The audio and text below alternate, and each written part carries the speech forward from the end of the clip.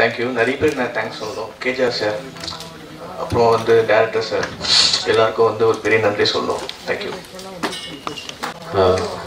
ரொம்ப சந்தோஷம் உங்களெல்லாம் மீட் பண்ணுறது. என்ன சொல்கிறது, ரொம்ப முக்கியமான ஒரு படமாக இருக்கும் எனக்கு இது கண்டிப்பாக. ஏன்னா என்னை எங்கே மீட் பண்ணாலும் நான் கடந்து வர ஒரு முக்கியமான கேள்வி வந்து, ஏன் நீங்கள் மெட்ராஸ் மாதிரி படம் நடிக்கல, மெட்ராஸ் மாதிரி எப்போ பண்ணீங்க, மெட்ராஸ் மாதிரி பண்ணுங்க அப்படின்னா. ஸோ அதை தேடி தான் நானும் ஓடிட்டுருக்கேன். மெட்ராஸ் எவ்வளோக்கு எனக்கு ஒரு பாசிட்டிவ் வந்ததோ, எவ்வளோ பயங்கரமான ஒரு பிரேக் கொடுத்ததோ, அதை தாண்ட தான் நான் போராடிட்டே இருக்கேன் டெய்லி.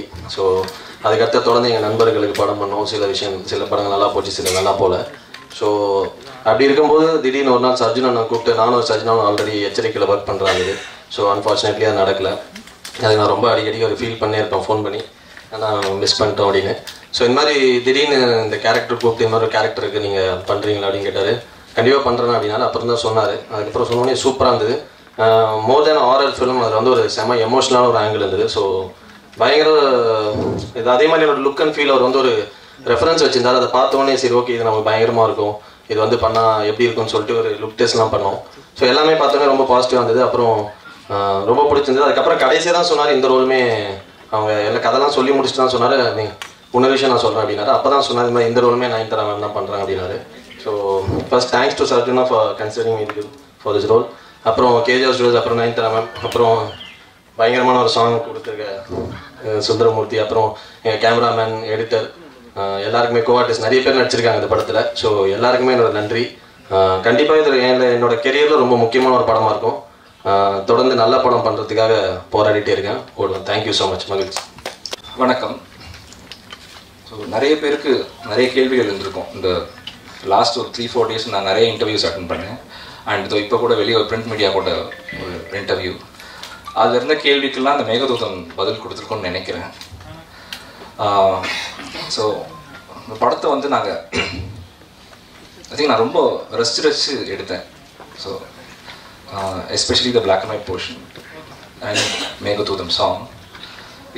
இது வந்து நீங்கள் இது மட்டுமா அப்படின்னு கேட்டால் இல்லை, இது ஒரு ஹோல்சம் என்டர்டெயின்மெண்ட் ஃபிலிம். ஸோ ஒரு half of the film horror and light ஹார்ட்டடாக போகும், இன்னொரு ஹாஃபில் ஒரு சீரியஸ் டோன் அண்ட் இமோஷனலாக கேரி ஓவர் ஆகும்.